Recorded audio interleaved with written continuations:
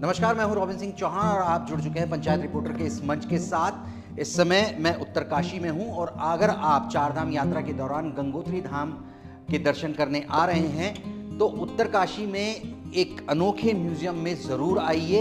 ये केदार मार्ग है जहां पर आपको आना है, जहां पर बिष्ट जी का, प्रताप सिंह बिष्ट जी का एक अनूठा संग्रहालय है जहां पर आपको पहाड़ की संस्कृति की छटा देखने को ज़रूर मिलेगी। ये संग्रहालय क्या है, कैसा है, अब खुद प्रताप बिष्ट जी हमको इस बारे में बताने वाले हैं। मैं पंचायत रिपोर्ट का पहले बहुत बहुत धन्यवाद अदा करता हूं कि आप आए और आपने इस संग्रहालय को आप दिखाएंगे, लोगों को प्रचार प्रसार होगा, तो आपका बहुत बहुत धन्यवाद। प्रताप संग्रहालय तिवार उत्तरकाशी, और वर्तमान समय में उत्तरकाशी मुख्य शहर में ये एकमात्र और अकेली तिवार है जो हमारी पारंपरिक वास्तुशिल्प में बनी हुई है। प्रताप तिवार संग्रहालय और तिवार बनाने का मेरा मुख्य मकसद ये है कि हम अपनी भावी पीढ़ी को और वर्तमान पीढ़ी को जो बहुत सारी वस्तुएं हैं जो विलुप्ति की कगार पे है, विलुप्ति की कगार पे है, उन चीज़ों से हम भावी पीढ़ी को रूबरू करा सकें और उनको उनके बारे में जो चीज़ें उन्होंने देखी नहीं है उनके बारे में उनको जानकारी हो सके, ताकि हमारी संस्कृति, हमारी विरासत से उनका परिचय हो सके। तो इस प्रकार से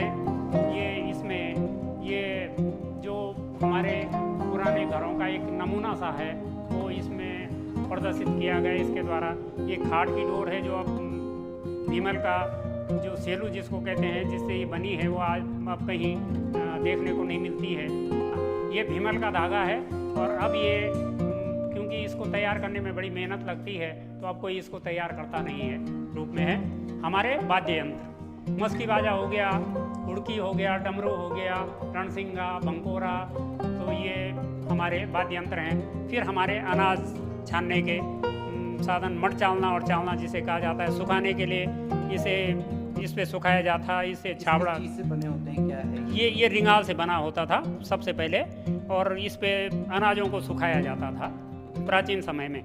और ये बहुत सारी घंटियाँ घोड़े पे पहनाने के लिए, गाय पे पहनाने के लिए, बकरी पे पहनाने के लिए, कुत्तों पे पहनाने के लिए ये घंटियों का प्रयोग होता था। ये खाना बनाने के लिए प्रयुक्त होने वाले, दाल बहुत अच्छी बनती थी, भड्डू के प्रकार हैं, लोटे के प्रकार हैं, गिलास के प्रकार हैं, कड़छी के प्रकार हैं, पुराने समय के ये सब चीज़ें यहाँ पे है। हाँ, ये कंसोरा होता था, इसे लीसा निकालने का होता था, तो वो चीड़ के पेड़ पे लगता था, तो वो भी इसमें रखा गया है।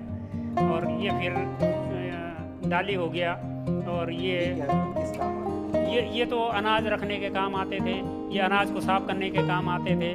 ये फिर इसको थोवा कहते हैं, इसको पशुओं को इसमें घी पिलाने का और दवाई पिलाने के लिए। ये परोठियाँ होती थी, इस पे जो छोटी परोठियाँ हैं वो दही रखने के लिए, और दही बिलोने के काम भी थोड़ा ये बड़ी है आती थी। फिर ये पीतल के भी चले, पीतल की बाल्टी, फिर इस टाइप की परोठी भी चली। आजकल भी शादी बारातों में इस ढंग की परोठी, दही शुभ माना जाता है तो उसको ले जाने के लिए उसको प्रयुक्त किया जाता है। ये कांसी की थाली के प्रकार, कांसी के कटोरे के प्रकार, उल्टा, और ये पंचमुखी दिया जो बहुत कम कहीं देखने को मिलता है, ये डाली है।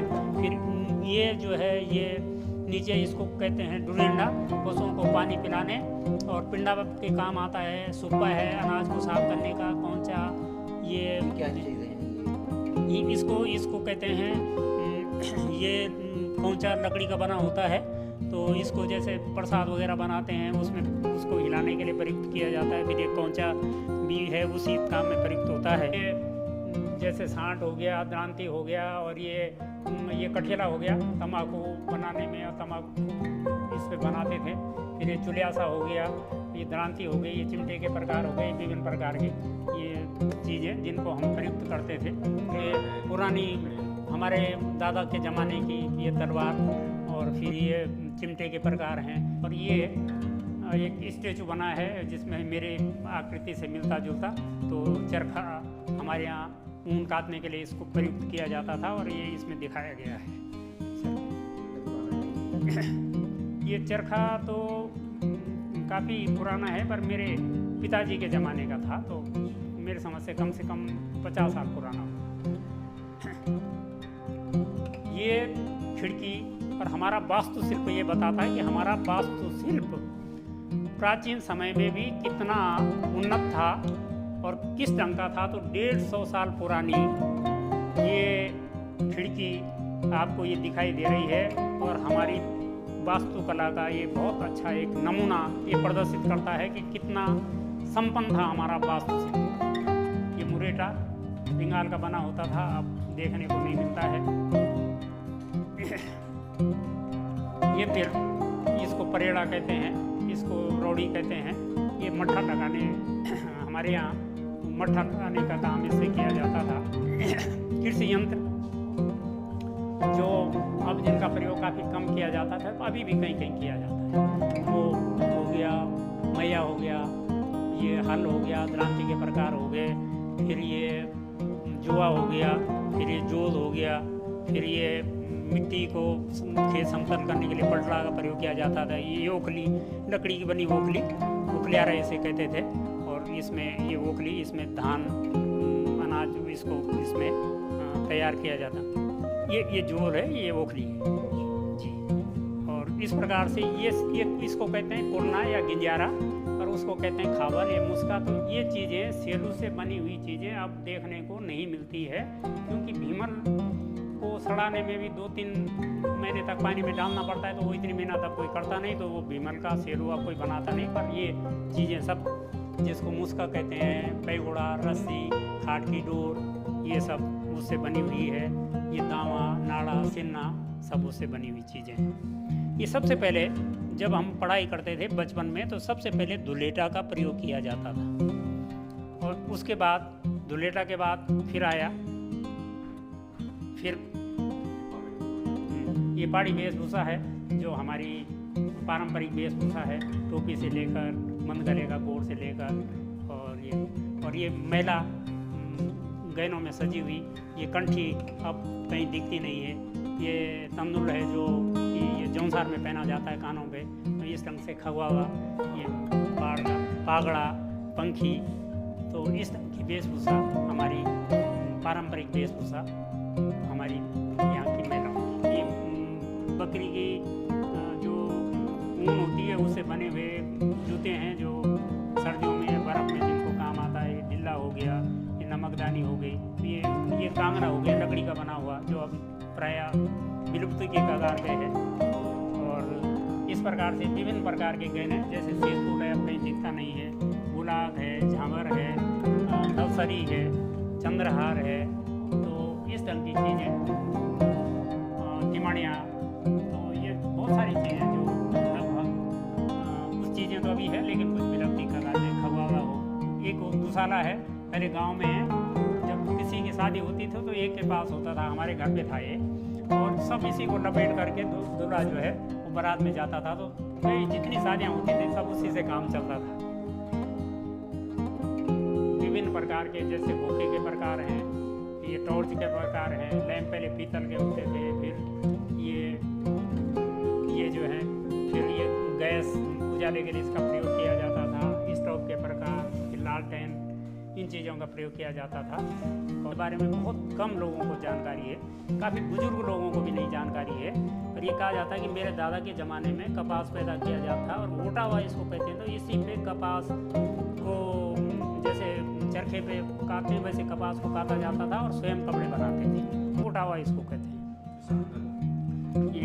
ये पशुओं को बांधने के लिए शंकर का प्रयोग किया जाता। तो सबसे पहले तो मुगल कालीन मुद्रा है जिसमें बिंदी है, देला है, ये प्राचीन कालीन मुद्राएं हैं, दमड़ी है, देला है, बिंदी है, देला है।